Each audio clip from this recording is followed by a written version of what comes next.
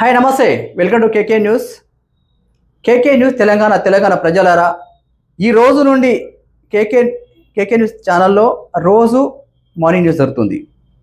దాంతో పాటు ఎవరికేం ప్రాబ్లం వచ్చినా, ఎవరికేం కష్టం వచ్చినా మా కేకే న్యూస్కు ఫోన్ చేసి మా కష్టం ఇది ఉంది అన్న అని చెప్తే మేము మీ బాధలు ఏమున్నా కానీ మా స్టూడియో పిలిపించుకొని శూన్యంగా ఏమైనా మాట్లాడినా కానీ, ఏదైనా కబ్జా మీద కానీ ఏది మాట్లాడినా కానీ వాళ్ళ లైవ్లో తీసుకొని మాట్లాడ జరుగుతుంది. ప్రజలరా, ఇది విషయం.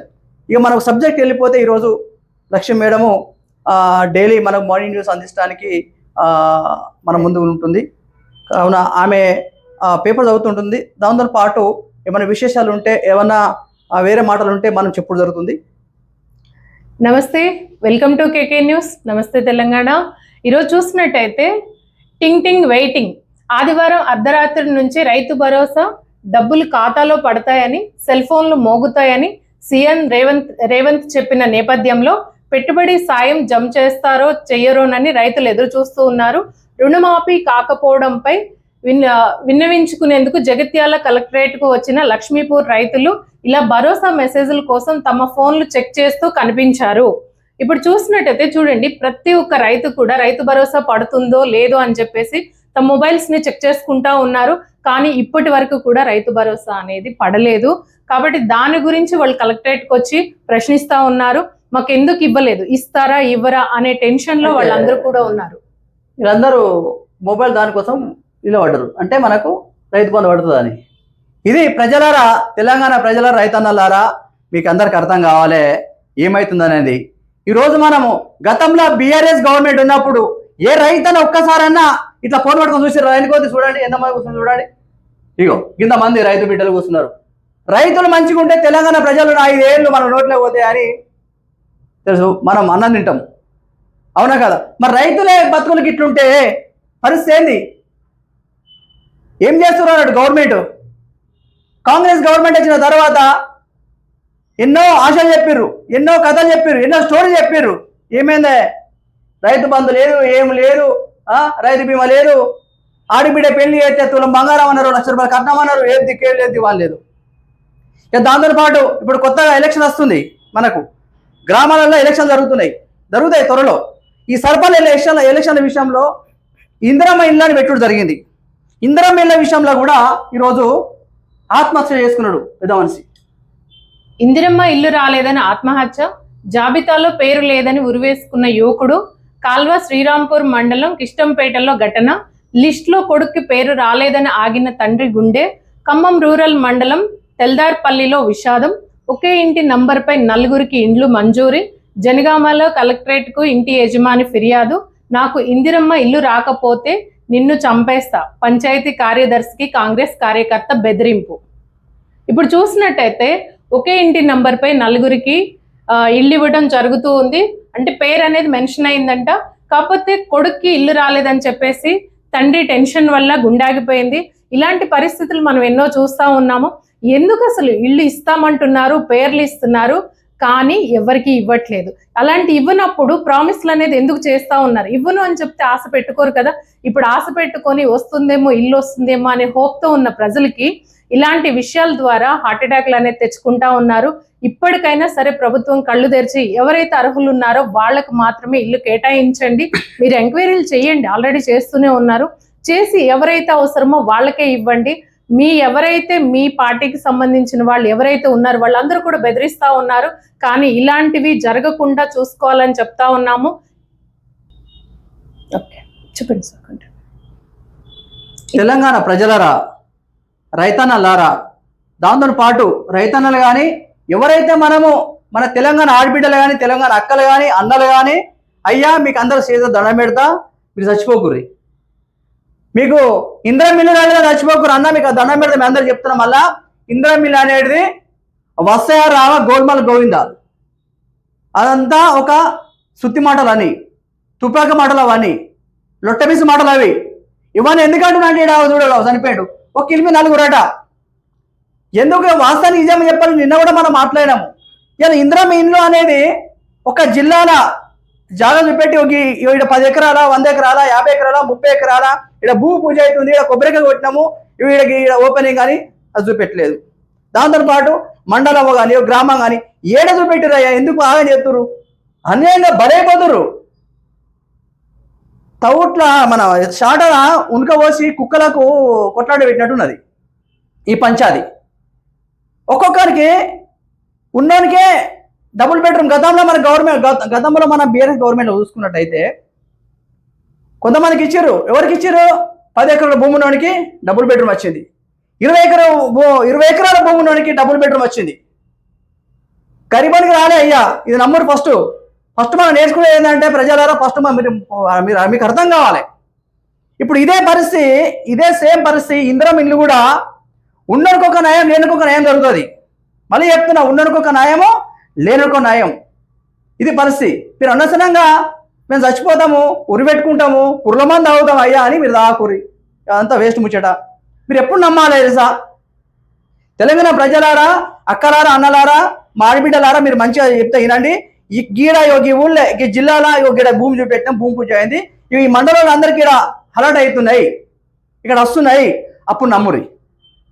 కర్నూలు జిల్లాలో ఓ పక్కన ఊరు ఈడ 20 ఎకరాలు 30 ఎకరాలు అవుతుంది, భూమి పూజ అయింది, ఇవి ఇందిరం ఇళ్ళ కోసం అంటే అప్పుడు నమ్మురి. అప్పుడు లొలిపెట్టుకోరి, అప్పుడు రాలని కొట్లాడురి.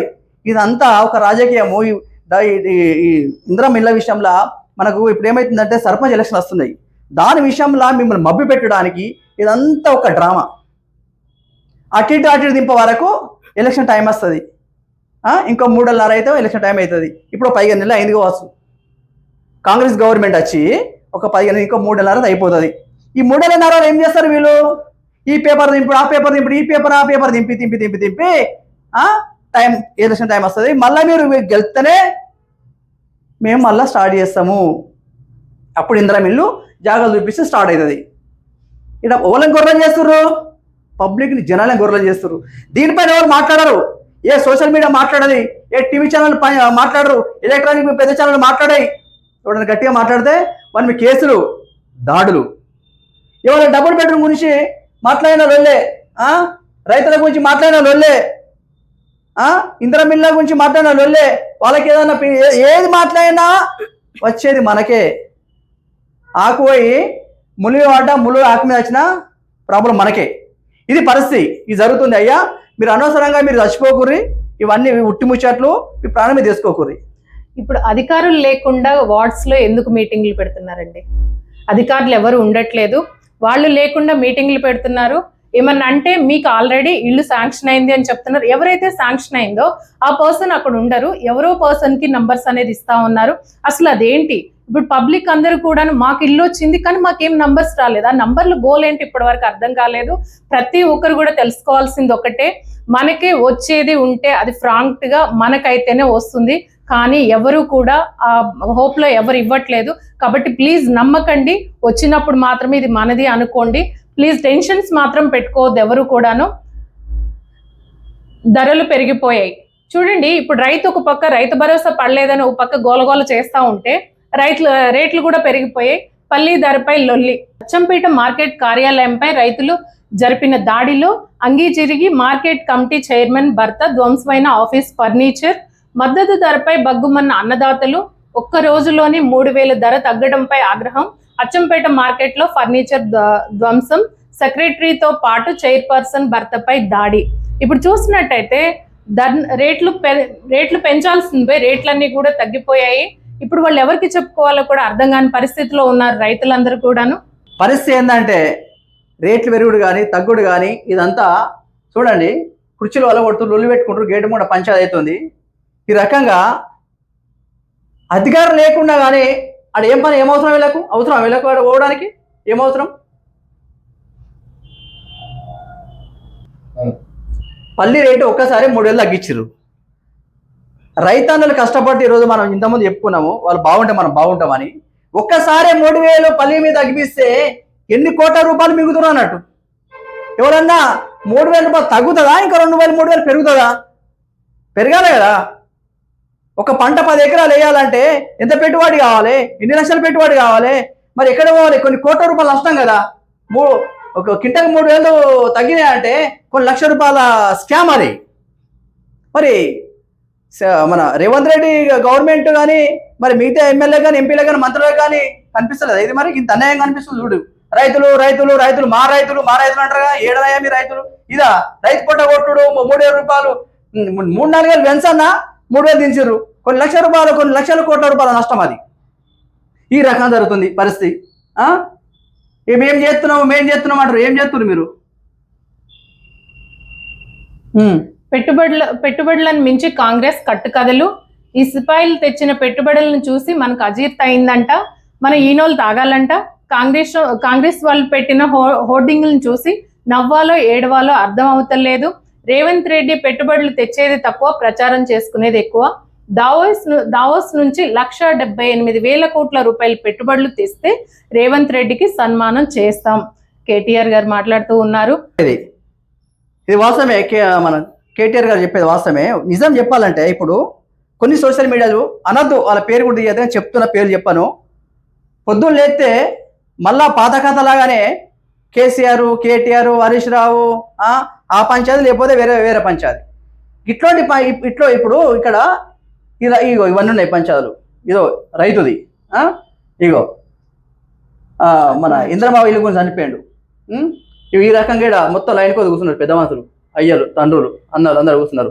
దీని మీద మాట్లాడడానికి నోరు రాదు. కానీ ఇగో గిట్లాంటి ఇప్పుడు కేసీఆర్ ఇట్లా మాట్లాడగానే ఈయన మీద కౌంటర్ వేయడానికి చాలా మంది రెడీ అయిపోతారు. నిజం మాట్లాడితే కౌంటరే. ఇక్కడ మనకు ఎవరు చుట్టం కాదు, ఏ రాజకీయమైన జోకులు లేదు. నేను నిజం చెప్తున్నా. వాస్తవానికి కాంగ్రెస్ గవర్నమెంట్ వచ్చిన తర్వాత ఏం జరిగింది? ఎక్కడి నుంచి పోండి అక్కనే ఏమున్నది, ఎక్కడి నుంచి పోండి అక్కనే ఏం పనులు అయితే లేవు. ఏమో నయా వరకు ఉల్టా కేసులు ఇట్లా అవుతుంటాయి. మంచిగా చేసినాక ఎవరు అంటారు సార్ మిమ్మల్ని? రేవంత్ రెడ్డి గారు, అయ్యా మీకు చెప్తున్నాము, ఈ రకంగా చచ్చిపోకుండా ప్లాన్ చేయరు ఫస్ట్. అగో నిన్న కూడా ఒక రైతు ఫోన్ చేసిండు, అయ్యా గిట్ల సంగతి అని. ఇంకో దాంతో పాటు ఒక కాంగ్రెస్ కార్యకర్త బెదిరింపుడు, నేను చంపేస్తా, నేను ఒడిసేస్తా, ఇల్లు రాకపోతే పేపర్లే ఉన్నది. అంటే ఇప్పుడు మనిషి మాట్లాడితే, ఒక నార్మల్ వ్యక్తి మాట్లాడితే మనిషిని చంపుడేనా, బెదిరిచుడేనా? సమాజం ఎడిపోతుంది అసలు. ఏం జరుగుతుంది? ఓట్లేసి గెలిపించుకుంది ఇందుకేనా? ఇలా కార్యకర్తలు కానీ ఎమ్మెల్యేపీలు కానీ బెదిరిచుడా? లేకపోతే అలా కింద ఉన్న కార్యకర్తలు బెదిరితే బెదరాలా? మిమ్మల్ని ఓట్లేసి గెలిపించి హంగామా చేసి 10 ఏళ్ళు బీఆర్ఎస్ గవర్నమెంట్ ఉంటే చేంజ్ అయితే మంచిగా ఉంటుందా అని మొక్కి మిమ్మల్ని గెలిపించుకుంటే ఈరోజు ఏం చేస్తారు? వీళ్ళు బెదిరిస్తారు. ఇది పరిస్థితి. తెలంగాణ స్టేట్లో పరిస్థితి ఇది అవుతుంది. తెలంగాణ అన్నలారా, ఇది పరిస్థితి మీకు అర్థం కావాలి, అర్థం చేసుకోరు. ఫస్ట్ సీఎం మంత్రుల ఇళ్ల ముట్టడి, పెండింగ్ బిల్లులపై ఫిబ్రవరి 5న నిరసన, తెలంగాణ సర్పంచులు బీఏసీ హెచ్చరిక. కాంగ్రెస్ ప్రభుత్వం అధికారంలోకి వచ్చి ఏడాది దాటిన ఇప్పటికీ పెండింగ్ బిల్లులు చెల్లించకపోవడం దుర్మార్గం. సర్పంచుల సంఘం జేఏసీ ఆవేదన వ్యక్తం చేసింది. ప్రభుత్వ వైఖరిని నిరసిస్తూ ఫిబ్రవరి 5 సీఎం మంత్రుల ఇళ్లను ముట్టడిస్తామని హెచ్చరించింది. సోమవారం సోమాజిగూడ ప్రెస్ క్లబ్ లో ఏర్పాటు చేసిన మీడియా సమావేశంలో జేఏసీ అధ్యక్షుడు సుర్వి యాదయ్య గౌడ్ మాట్లాడుతూ రాష్ట్ర వ్యాప్తంగా 12,769 మంది సర్పంచులు గ్రామాభివృద్ధి లక్ష్యమే సిసి రోడ్ల గురించి మాట్లాడుతూ ఉన్నారు. ఇప్పుడు ఇవన్నీ పెండింగ్ అని చూపిస్తా ఉన్నారు. వీటి గురించి మాట్లాడుతున్నారు కానీ ఇందిరమ్మ ఇళ్ళు, రైతు భరోసా, ఎవరైతే ఆత్మహత్యలు చేసుకుంటా ఉన్నారో వాళ్ళ గురించి మాట్లాడరు. ఏమన్నా మాట్లాడితే బెదిరిస్తా ఉన్నారు. ఇవన్నీ కూడా మనం చూస్తూనే ఉన్నాం. మీరు ఏదైనా సరే ప్రజలకు న్యాయం చేయండి. ఇలాంటివన్నీ వస్తూనే ఉన్నాయి, కానీ ప్రజలకు న్యాయం జరిగిన రోజే మనందరం కూడా హ్యాపీగా ఉంటాము. ఏసీబీకి చిక్కిన మున్సిపల్ వార్డు అధికారి వినోద్ కుమార్, ఇందిరమ్మ ఇంటికి లంచం, ఏసీబీ వల్ల సత్తుపల్లి మున్సిపల్ వార్డు అధికారి ప్రత్యేక పాలన మొదలైన రోజే ఉద్యోగ అవినీతి. ఎట్లుందంటే పరిస్థితి ఇప్పుడు ఈ ఒక సామెత విషయం చెప్తా. పిల్ల గుట్ట ముందుకు కుళ్ళగొట్టిరట. వెనకట మన అమ్మలు తాతలు అంటుండే. ఎందుకు ఈ మాట మీరు చెప్తున్నట్టే ప్రజలరా, అసలు మనకు ఇంద్రం ఇల్లే దిక్కులేరా నాయన అంటే, ఇంద్రం ఇల్లే దిక్కులేదు, ఇచ్చిందే లేదు, చేసిందే లేదు. ఏకంగా లంచాల కడిగే లేదు పంచాది. పబ్లిక్ అట్లా గవర్నమెంట్ ఈ నాయకులు ఏం చేస్తారు? అసలు లంచాలు పెట్టి తీసుకుంటారు ఎవడన్నా? డబుల్ బెడ్రూమ్లు కానీ గతంలో అట్లనే జరిగింది. దొరికిరు, దొంగలు, అయిపోయింది, అది అయిపోయింది, కేసులు కొట్ట అట్లా అయినాయి. ఇప్పుడు ఫ్రెష్గా రేవంత్ రెడ్డి గవర్నమెంట్, కాంగ్రెస్ గవర్నమెంట్లు ఇట్లాంటి అనుకుంటాం మనం. ఆడ బెదిరిస్తుడు ఉంటుంది, దాంతో పాటు లంచాలు కూడా అయిపోయాయి, లంచాలు కూడా ఇస్తుడట. అసలు నీకు ఆడ జాగానే లేదు, అసలు నీకు చూపెట్టలేదు. ఏ ఊరు అయింది, ఏ మండలం, ఎక్కడ, ఏ మూలకు వచ్చాయి నీకు లంచాలు దాకా కూడా ఎరిపంచాది. ఇక్కడ మనిషి చచ్చిపోవడం అయిపోయింది, బెదిరింపకాలు అయిపోయినాయి, ఏకంగా లంచాలు కూడా ఇచ్చుడు జరిగింది, లంచాలకు కూడా పంచేది జరుగుతుంది. అంటే ఇట్లా కూడా పబ్లిక్ని ఆగం చేసి నీకు ఇప్పిస్తా కట్ట ముందుకు చేయ ముందుకే డబ్బులు వసూలు చేసి అట్లా కూడా ప్రజలను ఆగం చేసి, ఎందుకంటే ఊళ్ళో తెలియదు కదా, గ్రామాల్లో పాపం బిడ్డలు తెలియదు, అక్కయ్యలకు ఆడబిడ్డ తెలియదు, అన్నలు తెలియదు. వాళ్ళు ఏదో మాయమాట చెప్పి మీకు ఇప్పిస్తామని ఎంతో కొంత వసూలు చేసుకొని దగ్గర పెట్టుకొని మాయమాట చెప్పి ఇది పరిస్థితి. అది ఎప్పుడో 4 ఏళ్ల తర్వాత అవుతుందా కాదా తర్వాత విషయం. ఇప్పుడు మాత్రం జరిగేది ఇది. ఇట్లా నమ్మకూరనా, మీ పుణ్యం ఉంటుంది, మళ్ళీ చెప్తున్నా నమ్మకూర ఎట్లా. ఇవన్నీ చూస్తూ కూడా బీఆర్ఎస్ నాయకులు ఎవరైతే ఉన్నారో వాళ్ళందరూ కూడాను ఇలాంటి ప్రాబ్లమ్స్ నుండి మనం ఎలా ఒడ్డెక్కాలి అనే విషయంలో ధర్నాలు కూడా చేస్తా ఉన్నారు. వీలైనంత వరకు ఎక్కడైతే మంచి ఉంటుందో వాళ్ళందరికీ కూడా మీరు సపోర్ట్ చేయండి. ఇలాంటి ఇబ్బందులు లేకుండా మనకి మనమే కాపాడుకుందాం.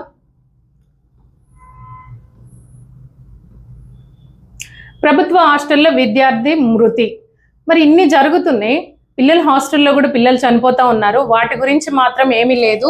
ఇప్పటికైనా సరే కొంచెం కళ్ళు తెరిచి అందరినీ పట్టించుకోవాలి.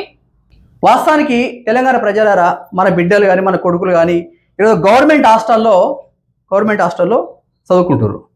ఫుడ్ విషయంకి వస్తే బియ్యం పురుగు పట్టినాయి, ఉప్పు పురుగు పట్టింది, చింతపండు పురుగు పట్టింది, పెసరవ పురుగు పట్టింది. ఇట్లాంటి ఫుడ్ పెడుతున్నారు, దీని మీద యాక్షన్ తీసుకుంటారా గవర్నమెంట్? అసలు ఎప్పుడైనా చెక్ చేస్తురా? ఫుడ్ ఇన్స్పెక్టర్ గారి వల్ల చెక్ చేస్తురా? ఒక్కొక్కరు హాస్పిటల్ పాలైపోతున్నారు. ఇంతమంది పేపర్ చూసినాం. ఇది పరిస్థితి. ఫస్ట్ మనం చూసేది గవర్నమెంట్ హాస్టల్లో, గర్ల్స్ కానీ బాయ్స్ హాస్టల్ కానీ లేకపోతే గురుకులు కానీ ఏదే కానీ గవర్నమెంట్ సంబంధించిన స్కూల్ కానీ హాస్టల్ కానీ ఫస్ట్ దాని మీద మీరు ఫోకస్ చేయండి. ఎందుకంటే పిల్లలు ఫుడ్ పాయిజన్ అయిపోతుంది, చనిపోతురు. ఏదో మనకు మన పిల్లలు గవర్నమెంట్ స్కూల్ చదువుతారని మనం సంబరపడదాము, కానీ మన పిల్లలు మాత్రము ఏదో ఒక ప్రాబ్లం ఇంటికి వస్తారు, కాళ్ళు నొత్తుంది, కళ్ళు తిరుగుతుంది, అదే అని ఏదో ప్రాబ్లం అవుతుంది. దీని మీద ఫస్ట్ గవర్నమెంట్ ఫోకస్ చేయాలి. ఇది పంట ఎండింది, ప్రాణం పోయింది, దిక్కుతోచని స్థితిలో తను చాలించిన రైతు, 7 నెలలుగా రైతు రాజయ్య ఇంట విషాదం. ఇప్పుడు చూసినట్టయితే రైతులు ఆత్మహత్య చేసుకుంటూనే ఉన్నారు. ఎవ్రీ డే మనకి పేపర్లో చూస్తూనే ఉన్నాం. ఇలాంటి పరిస్థితి రైతుకు అసలు ఎందుకు వస్తుంది? ఇలాంటి దాని గురించి కూడా మనం ఎక్కువ మాట్లాడుతూ ఉండాలి. బీఆర్ఎస్ గవర్నమెంట్ ఉన్నప్పుడు రైతులు చనిపోయారా చనిపోలేదా సెకండ్ థింకింగ్. ఇక్కడ కాంగ్రెస్ గవర్నమెంట్ ఏమన్నారంటే కొన్ని విషయాలలో కొన్ని వార్తలు మనం విన్నాం గతంలో కూడా. కాంగ్రెస్ గవర్నమెంట్ వేస్తే ఏ రైతు చనిపోడయ్యా, మేము ఉన్నాము అన్నింటిలో మేము సపోర్ట్ ఉన్నామన్నారు. ఏడ సపోర్ట్ ఇగో గురి పెట్టుకొని చచ్చిపోతున్నారు. ఆ రైతు బంధువులు అని ఆడ ఫోన్లు పట్టుకొని వస్తున్నారు. ఇక మాకు వస్తాయి పట్టుకొని చూస్తున్నారు. ఇక్కడేమో ఊరిలో చచ్చిపోయాడు. వీళ్ళ బాధల కష్టాలు కనిపించాయి. మనకి ఎప్పుడు ఏం కనిపిస్తాయి మనకంటే ఎక్కడో మునకున్న రైతులు కనిపించారు. మైకు ముంగ దాన్ని ఇష్టం మాట్లాడతారు తప్ప ఏ పని సక్సెస్ కాదు. అప్పుడు మనమే జనాలని మభ్యపెట్టే మాటలే ఉన్నాయి. ఇక్కడ చూసినట్టయితే అదే రైతు అప్పు 30 అనుకోలేదు, మహిళా కౌలు రైతు మరణంతో విషాదం, తల్లిదండ్రులకు ఆసరా అవుతుంది అనుకున్నది, మెట్టినింటి నుంచి పుట్టినింటి వరకు వచ్చింది, భర్తతో కలిసి 8 ఎకరాల్లో కౌలు సాగిస్తూ దిగుబడులు రాక అప్పులే మిగిలిన వైనం, 2 లక్షల అప్పు తీర్చే దారి లేక ఆత్మహత్య, కనీస విచారణ కూడా జరపని సర్కార్, కష్టాల్లో భర్త, పిల్లలు, తల్లిదండ్రులు. ఇక్కడ ఏజ్ బార్ అయిన తల్లిదండ్రులు ఉన్నారు, పిల్లలు ఉన్నారు, వాళ్ళు కౌలుకు చేస్తా ఉన్నారు, దిగుబడి రావట్లేదు, అప్పులు పెరిగిపోయాయి, వాటిని తీర్చలేని పరిస్థితుల్లో ఆవిడ ఆత్మహత్య చేసుకుంది. ఈ రోజు ఆ ఫ్యామిలీకి ఎవరు దిక్కయ్యారు? ఇప్పుడు మీరే చూడండి, ఎన్ని రకాలుగా ఇన్ని జరుగుతూ ఉన్నాయి. దీని గురించి మాట్లాడడానికి కూడా ఏం చెప్పాలో కూడా అర్థం కావట్లేదు. రైతుల కష్టాలు తప్పాయి అన్నలారా, రైతుల కష్టాలు తప్పాయి. ఏ గవర్నమెంట్ వచ్చినా మన బతుకులకి ఇంతే అని ఉందన్న. ఇది పరిస్థితి. మీరు చచ్చిపోకురు అన్న, కింద మీద వాడి ఒక 1 ఎకరం భూమి అమ్ముకోవాలని బతుకురు, కానీ మీరు మాత్రం చచ్చిపోకూరి. దయచేసి చెప్తున్నా, మీరు ఇదిరాలు ఏదైనా చచ్చిపోకూరి. అప్పులు అయితేనే ఉంటాయి, అప్పులు చేయడం జరుగుతాయి అన్న. మీకు మళ్ళీ చెప్తున్నా, దయచేసి చెప్తున్నా, ఎవరు ప్రాణం మీద తెచ్చుకోకూరి. రైతన్నలారా, తెలంగాణ ప్రజలారా, ఒకటే చెప్పేది, మా కేకే ఛానల్ తరఫున ఒకటే మంచి మాట చెప్తాం. ఎందుకంటే అందరూ బాగుండాలి, అందరూ మనం బాగుండాలి అంట. నేను అందరి లెక్క మాట్లాడు కాదు. మీరు ఇట్లా ఇది నాకు ఎందుకంటే బాధపడే విషయం, అది న్యూస్ ఇది. డైలీ మా ఛానల్ని కేకే తెలంగాణ ఛానల్ని ప్రతి ఒక్క లైక్స్ చేయండి. మీరు చూస్తేనే, మీరు సపోర్ట్ చేస్తేనే మేము ఇంకా కొత్త కొత్త విషయాలు మీరు చూసి, ఎందుకంటే మేము ఎవరి చూపెట్టిని కూడా చూపిస్తాం. ఎందుకంటే ఎవరు భయపడ అవసరం లేదు. ఇక్కడ మేము బరాబర్ చూపిస్తాము.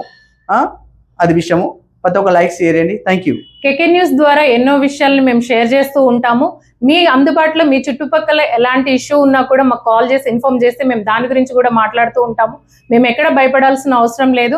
ప్రతి ఒక్కటి కూడా నీతిగా నిజాయితీగానే మేము ఇవన్నీ న్యూస్ ద్వారా మేము అందిస్తూ ఉన్నాం. ప్రజలు ఇప్పటికైనా తెలుసుకోండి. మీరందరూ సపోర్ట్ చేస్తే మేము ఇంకా ఎక్కువ న్యూస్ అనేది మేము అందిస్తూ ఉంటాము. Thank you so much. Thank you.